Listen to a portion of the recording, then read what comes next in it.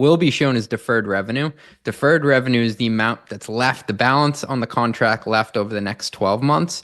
But if it's a multi-year deal, that's not going to be there. So think about it's like an iceberg where you have this deal, but only like the top of the iceberg is seen on the financials. So it's like, well, what other data can I get to be more comfortable around this company's performance? RPO is a metric that is like, I think, incredible for doing that. And that's also why I like writing about this stuff, because it's like a metric that helps you understand a business, feel more confident in it. But like they may not teach that in like a basic accounting course. So there are all these different signals you can get from a company if you go outside of just the profit and loss statement or the balance sheet.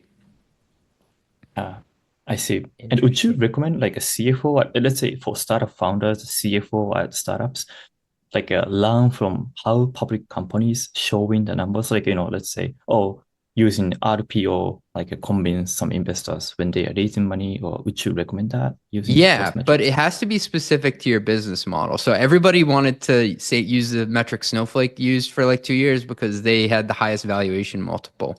Basically, they were valued the highest for how much revenue they were bringing in. But like if you're a marketplace, like maybe you should be looking at Airbnb or eBay instead. So I think that's a mistake that I've made in the past too, just having like a bad comp set. And I tell everybody, and I track this every Sunday and mostly metrics, like here are the key metrics for security companies, for infrastructure companies, for marketplaces, for vertical software. Like if you're serving a car dealership, it's going to be very different than what Adobe is reporting on for their metrics for like a Marcom product. So I think it's very important to figure out where you play, how you monetize, and who else looks like you, because you want to see what great looks like, but relative to your company.